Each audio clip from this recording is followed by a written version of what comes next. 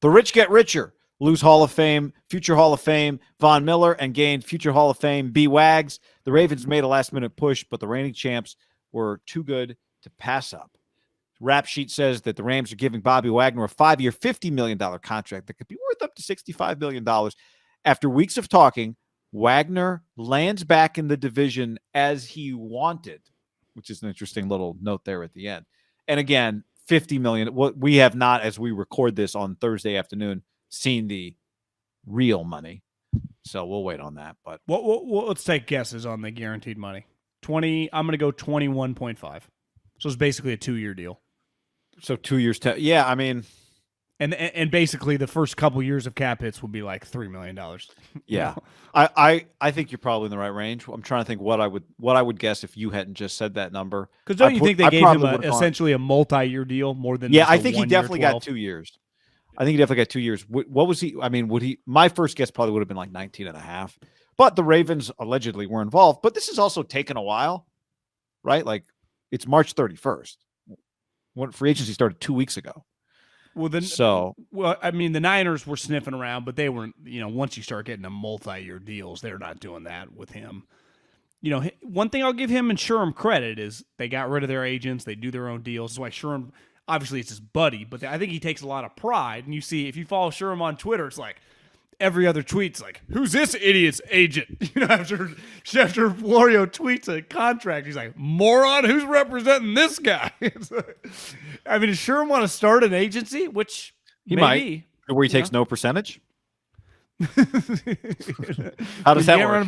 You can't run a business that way. I'm going to start an agency for the guys without agents. Damn. And we're going to charge 2% more than the agents, but we'll get you better deals. Right. Well, Richard's initial contract with the Niners was $7 total guaranteed. Was $3 for $27, but $7 million was total guaranteed. I'd say Bobby Wagner is viewed as a high at this. Now, Richard had a good year for the Niners, but obviously coming off a torn Achilles. Remember, Richard torn Achilles. So yeah, I think 3 times that. But I'll say, you said what, 21 and I'll say like 20. I was 19 and a half. That would have been my number. 19 and a half for Bobby Wagner.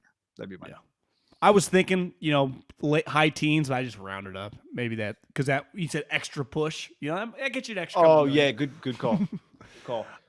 He is from L.A. Right? Remember, played at Utah State. He's from Los Angeles, as Superfly 87 on the chat reminds us. But I think it is. We can talk about specifically Bobby. This is also representative. The Niners and the Rams are in an arms race, and they do things very differently.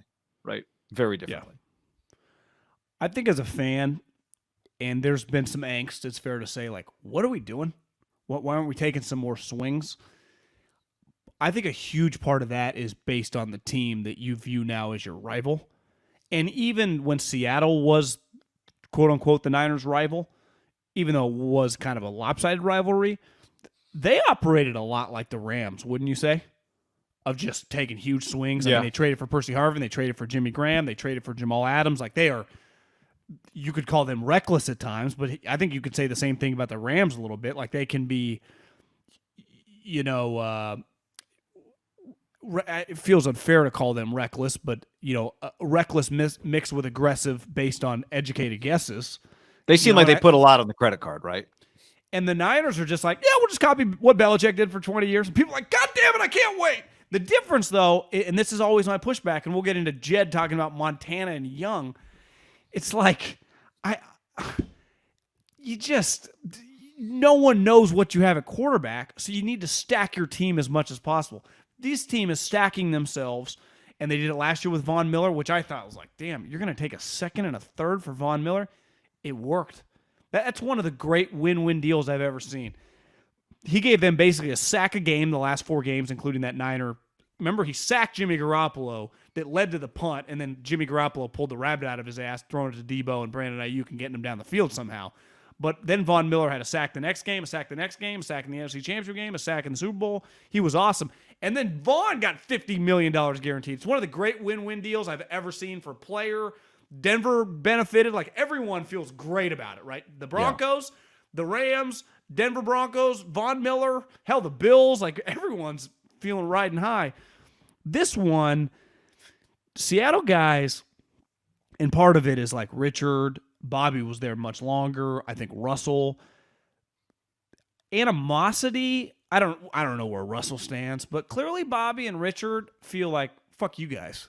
You guys don't think we can play? I mean, Richard was open about it. I haven't watched Bobby talk that much. He always felt a little more low-key that way, like he didn't have a big chip on his shoulder. But again, I could be wrong because he's a Utah State guy that's became basically a Hall of Famer who really they chose him over everyone over time, right? They kept him years past everyone else.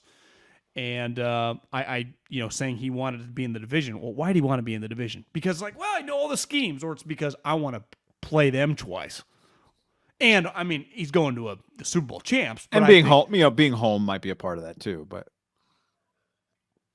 I think if the Niners would have offered him a huge contract, he would have gone to one of those two teams, right? He wasn't sniffing around Arizona. Now Arizona doesn't necessarily need him. The Niners didn't either, right? Yeah, I mean, these are always the easiest deals to talk about because, or the most not the easiest deals to talk about. These are the most common deals that get people worked up. I'd say it's a very baseball type situation, right? Where baseball for so many years now, hardly anyone gets paid, but for so many years you'd pay a guy way too much money when he was like 32, and that would be the big conversation a whole offseason, right? And then at the end of the day, that guy within 3 years was overpaid. The difference is in football, you can get out of contracts. But those are always the easiest free agents to talk about, are the biggest name free agents. Bryce Bobby Harper, Wagner, 13 years, $330 million. Yeah, well, exactly. But I would even say Bryce is younger than Bobby was, or You Bryce see the was highlights younger than going Bobby. viral right now. Bryce Harper's hitting moonshots. Well, Bryce been good. I guess the other thing. So Pujols probably a good example, right? He was like 32, and they gave him a 10-year deal, and it was a disaster. I mean, how is he on the Cardinals? I guess the DH is. That guy hasn't been able to run for. I mean, as long as a long time. Well, he looks like Alex Mack now. He's huge. Alex Mack, yeah. Yeah, Alex Mack. Like he's an O-lineman. Well, Alex Mack is more athletic than Albert Pujols. It's not even close. You would take him down first baseline over Albert Pujols? Sure.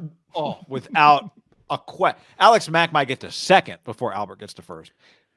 Would you take Jalen Ramsey or Emmanuel Mosley backpedal around the bases over Albert Pujols running forward? Yes. I would. I would too. As long as they don't have to hit the bag. Ramsey backpedal over Posey. No. Straight. I bet Posey's a little faster than you think. Looks slow on TV though. Yeah. But, this is the kind of deal where we could analyze how much better it makes them. But in terms of the actual, I think it makes them better. That's part of this. Bobby Wagner doesn't suck. Now, Bobby Wagner's not at his peak. But the problem with adding a Bobby Wagner is not necessarily, are you adding a good player or are you not? It's clear you're adding a good player. It's just those types of players can sometimes be cost prohibitive for teams. And the Rams again, we don't know what the number is. The Rams, things don't seem cost prohibitive for them. Now, the other part is they're in LA. They just won a championship. They got Aaron Donald. They got Matthew Stafford. It's an attractive place to go if you're a guy like Bobby Wagner. I mean, they've signed two pretty big name free agents. Like Allen Robinson and Bobby Wagner are two pretty big name guys, right? Yeah. I mean, anyone that's played fantasy football knows who Allen Robinson is. If you just watch football, you know who Bobby Wagner is. I mean, the Niners did buy a corner, but it's weird, even though he's coming from a big-time team, I wouldn't say he's a very famous player. So that move in a weird way doesn't feel as big, even though it was their big move. If his name had just been a bigger name, even if he was the same player. Or slightly worse.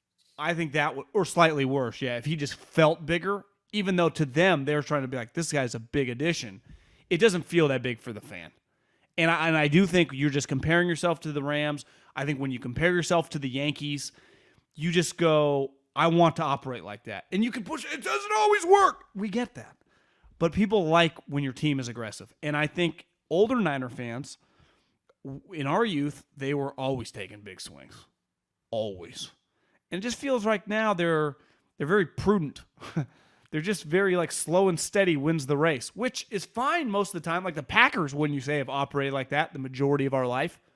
We got Favre, we got Rodgers, we'll pick and choose here, and we're always going to be in the playoffs for the most part. And it's worked. If they had a team in their division operating like the Rams, I think Packer fans would get feisty fast. What are we doing? Yeah. Because the Rams are always going to be on the opposite end. As long as Sean is there, like they'll never be a part of like trading Cooper Kupp for 2-1s, right? Well, we needed to reset our cap.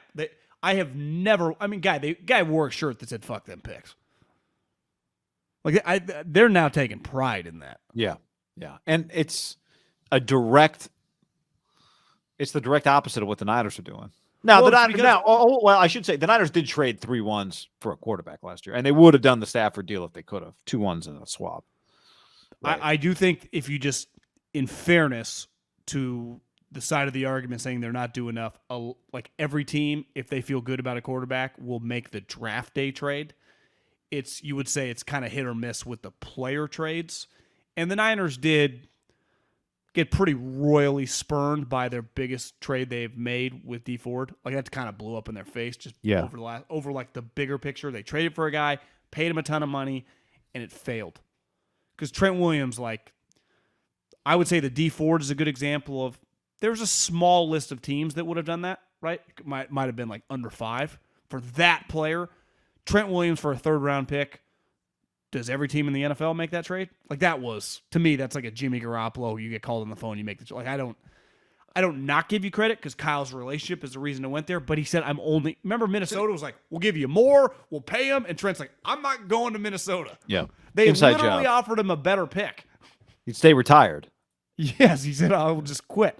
So it's basically Bill Walsh created in modern day economics, even though the salary cap wasn't there in the 80s, but money was growing rapidly. Buy low, sell high. Then Belichick basically copied that in the salary cap era. And it feels like the Niners under Kyle and John and Parag, like that trio, is kind of following that route. Yeah, although I would say to me, it feels to me like they paid Trent, they're going to pay Debo, they're going to pay Nick, air quotes, they paid Kittle, kind of. But Bill Walsh and Bill Belichick would have paid all those guys too, right? They flipped DeForest for a pick when they needed a little cap. Yeah, space. But I don't know if to me, they feel even a little more financially aggressive than Bill Belichick. I agree. I'm just saying, like, they are the aggressive version of that. They're closer to that than the Rams, right? Yeah, but wouldn't you say most teams now are closer to that than the Rams?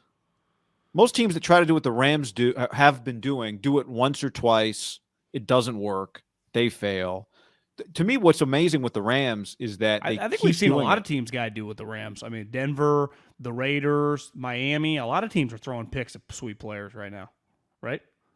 Well, Denver did it for Russ. Yeah. Is that what you mean? Yeah, but what I'm saying is the Rams have done it year after year. The Rams keep chasing it by doing it more, and it's working. They've been to 2 Super Bowls. They won 1, and they double down on it. Because you do have to – there comes a time – I think you have to have the stomach for it. Because you do it a couple of times, it doesn't work. There comes a time where you either have to pivot and go, all right, we tried it this way. We're giving up all these picks. We have to go back the other way, and we pivot the other way. When the Chiefs fall into that category a little bit, they did it with Frank Clark. They did it with some guys. Then they trade Tyreek to get some picks back. To me, it's like teams try it. They get down the road. It maybe doesn't work. It blows up in their face. They go the other way. They give it up. The Rams keep getting credit on credit on credit, it feels like, and it's working for them. I'm giving them credit for it because they're 1-1 in Super Bowls. They won a championship. So it's working for them. And I think from the outside, everyone kind of watches this and go, at some point, does it not work, or is the cap just going up forever? And now, again, it's not even about what Bobby's making so much as it is. But even those 2 seasons when they won 1 and lost 1, they go to the playoffs every year. Right? Yeah, it's working. It is working. Would you agree with me, though, that it feels like if a team does it, they can't do it for 5 or 6 or 7 years, and it feels like that's what the Rams are doing? That's where I feel like they're different than most other teams that do it or have tried it. Eventually, you just kind of go, we're out. We're out of picks. It's not working. We got to change. And that's where winning the championship, too, specifically winning the Super Bowl as opposed to just having a shot at it, kind of buys you more equity to just keep doing it. But wouldn't you say a lot of their moves, while very aggressive, all like, it's going to work?